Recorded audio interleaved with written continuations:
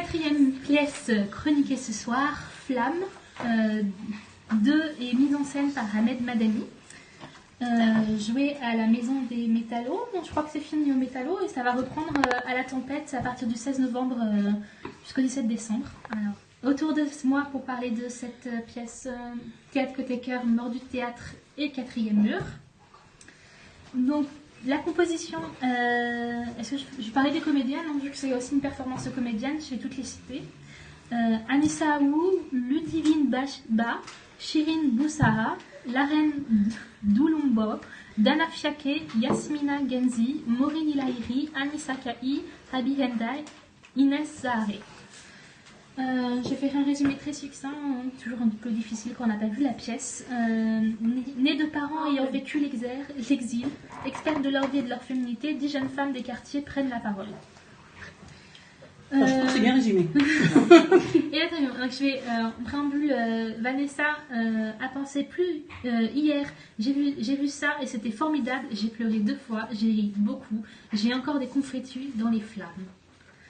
Est-ce que ça vous a fait le même effet? Alors ça fait un effet effectivement de cocktail extrêmement agité.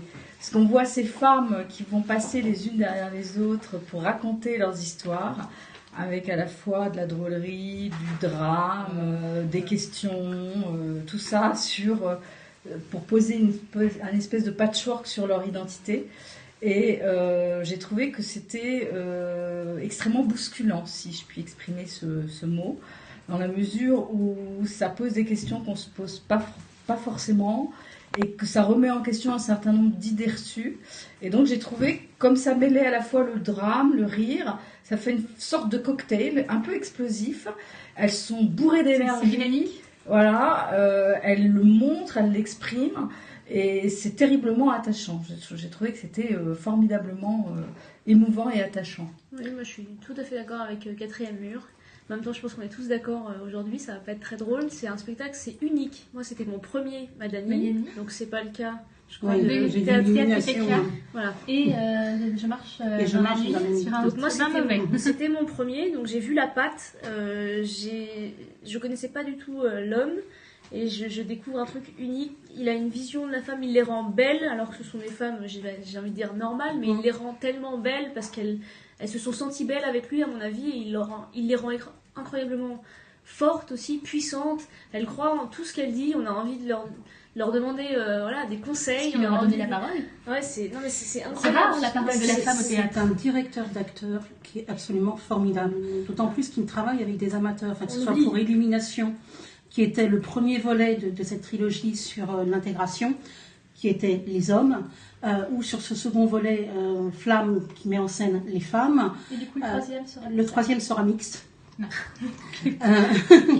Mais ce sont des amateurs. Et il y a une qualité de jeu qui est absolument extraordinaire. Elles ont de l'énergie, elles sont... Et puis surtout, elles mettent à bas tous les préjugés ou toutes les images qu'on pourrait avoir, tous les stéréotypes qu'on pourrait avoir sur la banlieue. Sont des jeunes femmes qui sont toutes différentes, d'origines différentes, et qui sont fières de leur origine, fières d'être françaises et d'être différentes. Elles le disent.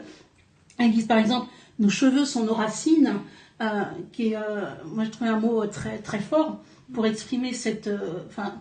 on voit bien ces cheveux qui sont montrés ou qui sont cachés aussi parfois, et comme un critère, une partie de leur identité et une fierté. Et elles ont toutes un discours, elles ont toutes une énergie.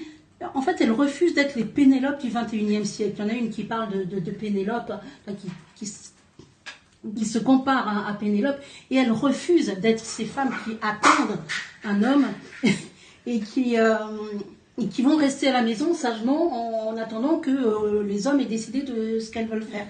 Elles sont libres, elles sont volontaires, elles sont éduquées, elles sont elles vivent, quoi. Mais je pense qu'il ne faut pas cantonner ça à la banlieue. Moi, je pense que c'est des femmes françaises. Point Oui. barre. Je pense que justement, c'est toute la démonstration de ne pas être cantonné à des femmes de banlieue. Ce sont des femmes françaises d'aujourd'hui. C'est ça. C'est ça la femme. Banlieue, parce Et qu'effectivement, moi, ce qui sont suis des gens très, qui très arrivent. éloignée d'elles de par mon histoire, de partout, eh bien, je suis totalement reconnue dans leurs combats, dans leurs paroles, dans leurs luttes, etc. Donc, je pense que elles sont totalement dans l'universel de ce qu'on peut rencontrer, nous, les femmes, dans la société dans laquelle on vit.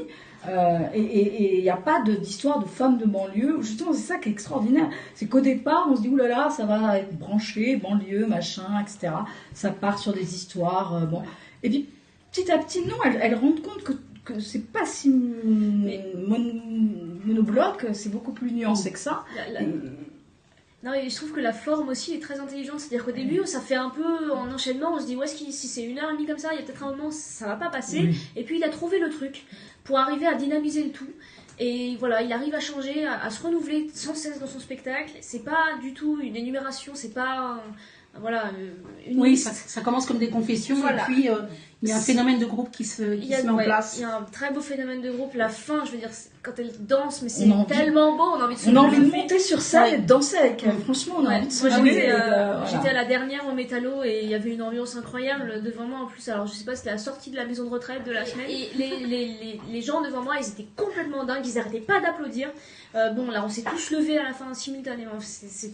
On avait tous envie de chanter avec elle à la fin. C'est vivant, c'est une vraie liberté. Ah oui, il y a une énergie positive qui se dégage, et alors là, pour le coup, on en sort vraiment avec la banane. Ah ouais. Et une force, enfin, ils nous le transmettent complètement. C'était déjà le cas avec Illumination. Moi, je suis vraiment enthousiasmée par le travail d'Ahmed Madani. Enfin, c'est pas parce que c'est le local de l'État. Et puis, Non, mais moi, On sait déjà que tu es fan.